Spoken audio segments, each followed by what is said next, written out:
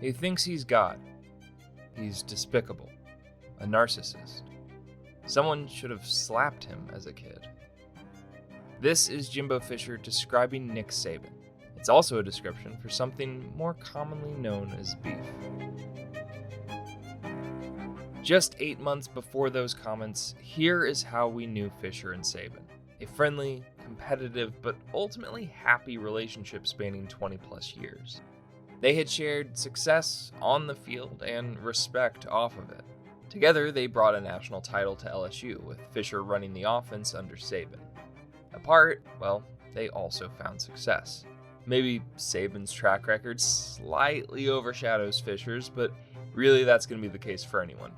Saban turned an Alabama football program mired in controversy and mediocrity into a powerhouse so efficient that it could power other powerhouses. Similarly, Fisher righted the ship at Florida State on the way to his own national championship. Oh, and convenient to us, to do so he took down Bama's most hated rival. These are like-minded guys, molded by West Virginia communities that instilled strong work ethics, determination, and highly competitive spirits. All in all, they've got more in common than not. So it made sense that whenever given the chance, they spoke glowingly about one another. Each leaned on respect to summarize their relationship, even used the word friend. That was all we heard out of Saban and Jimbo for literal decades. And then December 2017 changed everything. Jimbo jumped ship for Texas A&M and joined Saban and Alabama in the Southeastern Conference. The move meant Fisher even shared a division with his former boss. Therefore, they'd face off yearly, they became each other's direct competition, and most importantly, if there were any fireworks, they'd be set off from a stage that just meant more. That's important to this story because the highest level of competition in college football also elevated the highest level of beef we've seen between two premier coaches. Now, sharing the SEC on its own did not create this beef. So how did it all start? Well, for that, we need to rewind. Sorry, wrong show. Back in 2000, when Saban coached LSU, he sought out a 34-year-old Fisher, wanting to hire him from just what he'd seen on tape. Saban is a defensive-minded coach to the nth degree. His teams run through his defense. Therefore, the offense must complement said defense, minimize turnovers that could create short fields, keep drives alive, not just to score, but to rest the defense. Basically, don't do any stupid shit. That is why Fisher attracted Saban. Ball control governed Jimbo's offense. He burned clock, he ran to set up play action. Most importantly, he minimized risk. And as we know, the pairing worked out pretty well for both parties. But Fisher also got his first exposure to the Saban way.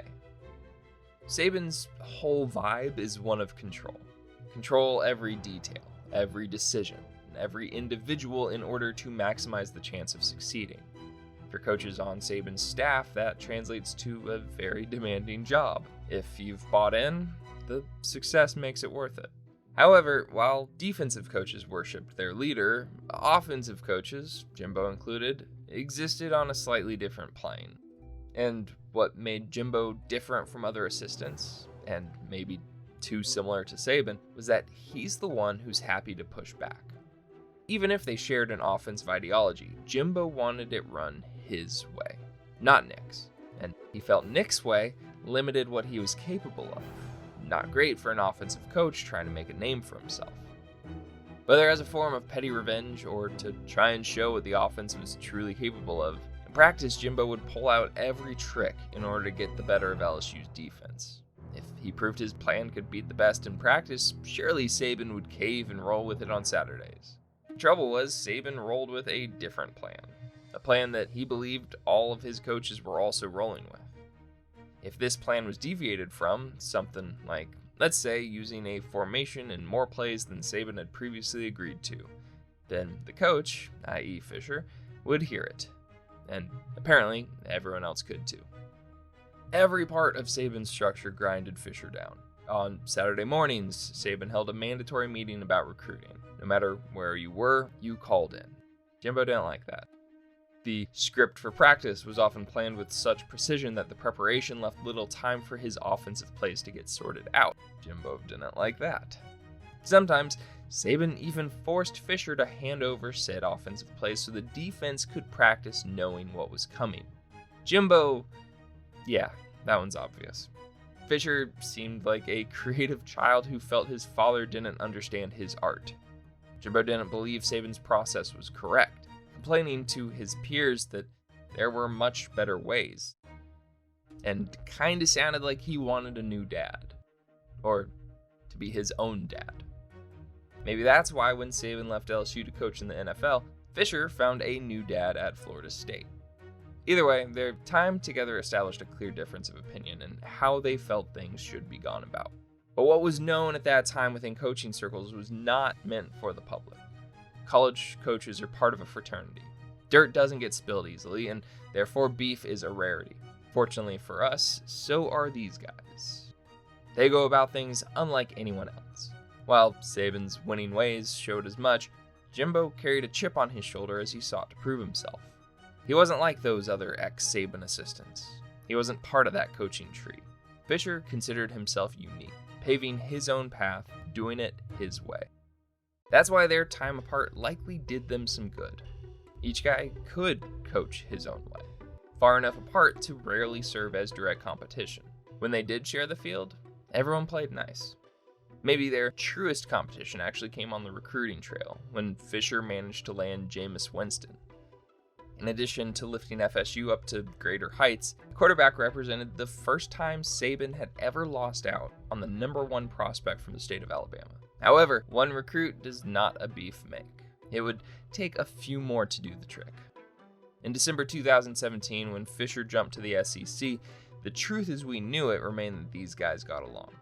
A couple weeks after joining A&M, Jimbo was working on TV when Alabama won another national championship. Then Fisher stuck around for over an hour just to congratulate Nick. And maybe to promote his new school on national television, but what's the harm in that? I suppose it is smart to compliment the king as you enter his castle. Alabama had A&M's number. Fisher probably knew his arrival alone wouldn't change that. His first 3 years in College Station, 3 straight losses to Saban. But in order for the Aggies to overtake Bama, Jimbo knew they needed to play the long game. He was comfortable in guaranteeing a win, but was pretty smart not to name a date. I mean, while no one is infallible, Saban did have a perfect record against his former assistants. But somehow, Fisher's tempting of fate did not blow up in his face. On October 9th, 2021, 5 months after making that claim, Jimbo and A&M did it. They toppled Alabama in shocking fashion, not only spoiling Saban's streak against assistants, but snapping the school's 100 straight wins against unranked opponents. When given the chance, Fisher didn't gloat. He was proud of the win, but mostly proud of his team for pulling it off. This wasn't about him. Saban, unsurprisingly, was not pleased. He wanted his team to remember this feeling, to hang on to it, and not forget what it's like to lose. Unfortunately, they got more reminders of that feeling. Sure, they've reached the national championship, but that won't ease the blow for a program like Alabama. February offered another gut punch, one possibly just as painful for Saban. He failed to win National Signing Day. He did sign an impressive class per usual, but this year's ranked second to no one else but Jimbo and A&M. Now, a big key to understanding what came next. That 2022 National Signing Day represented the first class of recruits who could take advantage of NIL. In 2019, California passed a law that allowed student athletes to make money off of their name, image, and likeness. As other states followed suit, the NCAA, which had previously considered paying players to be harmful, unconstitutional, and an existential threat to college sports, well, they walked things back a little bit.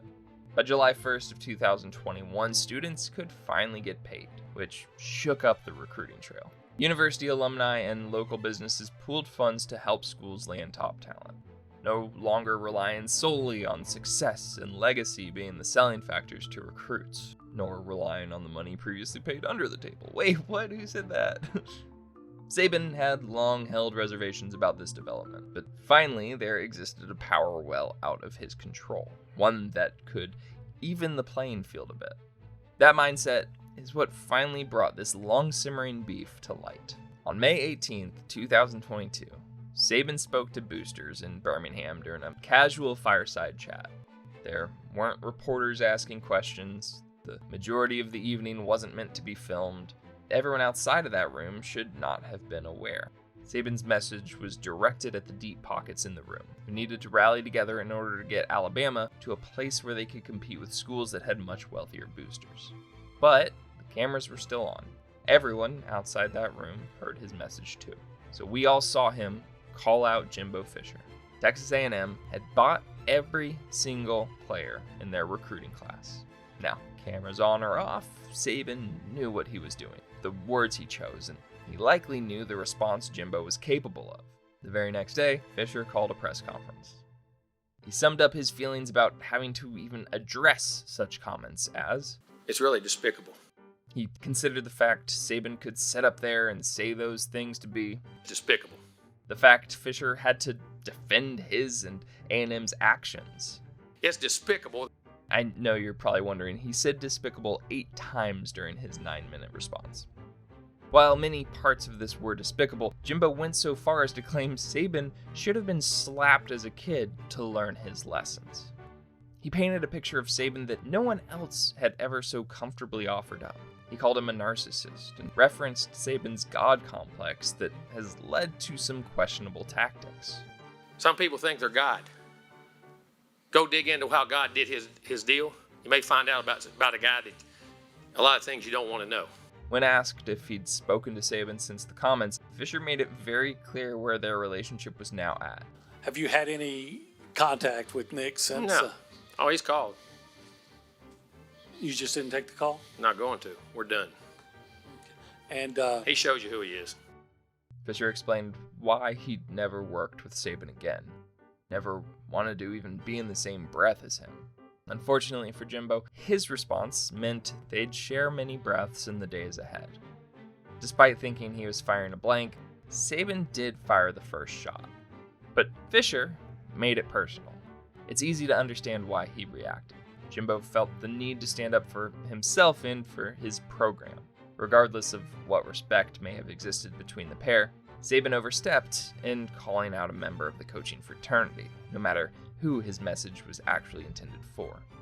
Fisher couldn't help himself from taking this opportunity to smear Saban, finally revealing his true feelings for a man that everyone else in the sport worshipped. He did make it very clear he was different, he was unique, but Jimbo also separated himself through what was viewed to be the most childish way possible. Before this fire could spread further, SEC Commissioner Greg Sankey chimed in. Look, this beef actually violated conference bylaws. Those bylaws are what have traditionally kept feuds between coaches under wraps. They've kept beef from spilling out into the public eye, and they've managed to keep any feelings felt within the coaching fraternity locked away in the frat house. After that, Saban and Fisher both played their part. Saban said he's sorry. Fisher encouraged everyone to just put it to rest. By the time they played again in October, the focus was back to football. Alabama pulled off a narrow win. The coaches shared a handshake that looked near identical to the one a year prior, and each moved on, saving whatever true thoughts they might have had just for themselves. Their beef came from nothing special. Two people so similar that they struggled to coexist. Competitive individuals who hate anyone else having control. Proud men who want to be defined by their hard work and not by anyone else. But instead, thanks to a 24-hour period in 2022, we'll always remember them together because of this beef.